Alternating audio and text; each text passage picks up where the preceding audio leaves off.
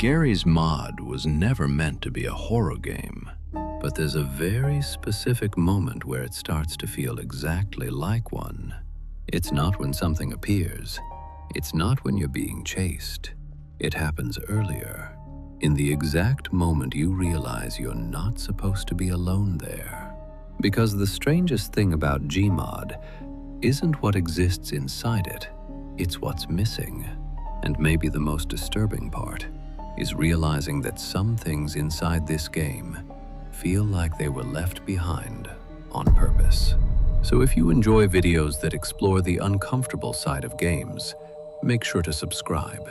Because this isn't just about an empty game, it's about something that might never have been fully explained. Garry's Mod has always been a pure sandbox, a space with no objective, no narrative, no direction, a place where everything depends on the player. That means, technically, nothing in it should feel uncomfortable. It's just a map, tools, and total freedom. But that freedom is exactly where the problem begins. Because when you enter a map like GM Construct, everything feels too simple, too open, too quiet. There's no music, no guidance, nothing telling you what to do. And at first, it feels normal, but after a few minutes, it starts to feel wrong. The spaces are too large. The rooms have no purpose. Corridors lead nowhere. Some areas feel unfinished, like someone started building something and just disappeared before finishing it. And that changes everything. Because it doesn't feel abandoned, it feels like it was never completed, and that triggers something strange in your mind. Today, there's a concept that explains this feeling: liminal spaces. Places that feel familiar, yet completely out of place. Places that should be full of people, but are completely empty. And GMod, unintentionally, became one of the clearest examples of this. Because it's built from pieces of other games, especially Half-Life 2, rearranged out of context.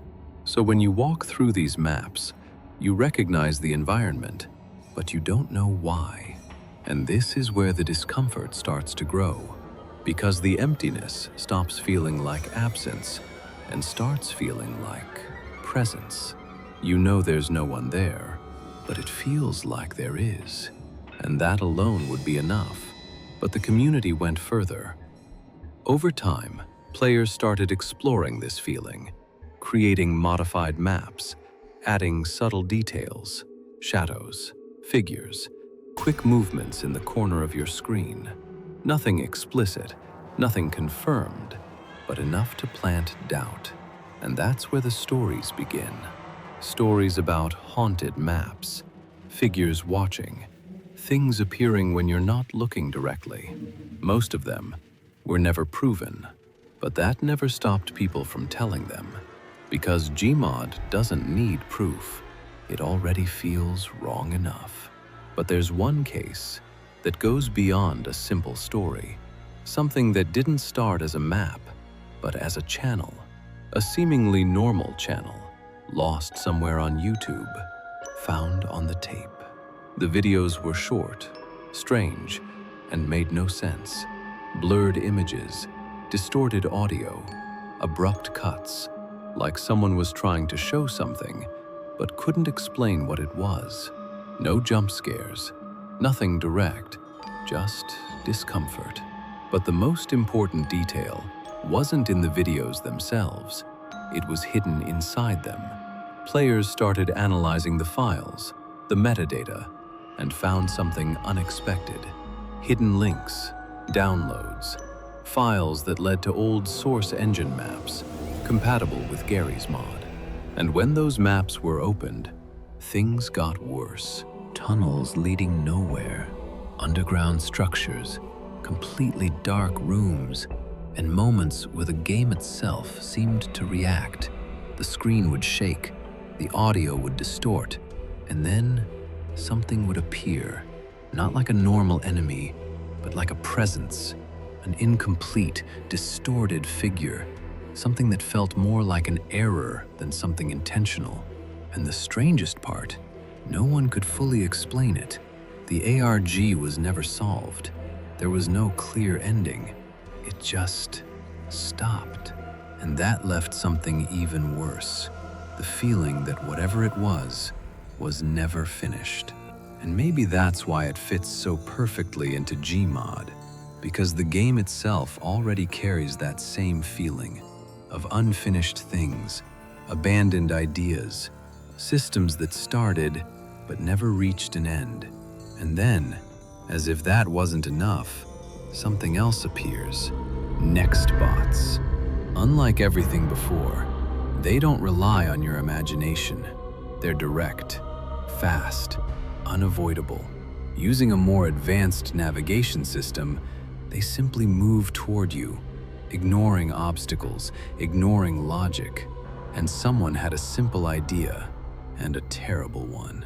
Replace their models with images, low-quality faces, out-of-context visuals, things that shouldn't be scary, placed into something that moves faster than you, appears suddenly, and makes a disturbing sound as it gets closer. And suddenly, the emptiness isn't empty anymore. Now there's something there. And even then, the fear doesn't come only from that, because deep down, what really makes it uncomfortable isn't what appears. It's what was already there before. GMod was made for multiplayer, for chaos, interaction, movement. But when you play alone, all of that disappears, and the map loses its meaning. And what remains isn't just silence, it's absence. Like that place was meant to have people, and they're simply not there anymore. And that connects everything. The empty maps, the unfinished ARGs, the unexplained stories, the next bots that don't make sense. Everything feels like part of the same pattern. Things that exist, but were never meant to be alone. And that leads to a question the game never answers. What happens to a place built to be lived in when no one is living in it anymore? Because Garry's mod still exists. There are still players, there are still servers, but that original experience, that sense of a living world, it's not the same anymore. And when you enter alone, you feel it immediately, like you arrived too late. And maybe that was always the real reason it feels so uncomfortable. It's not the maps, it's not the mods, it's not the entities. It's the feeling that that place used to have something in it, and now there's only you. And one day, maybe not even that.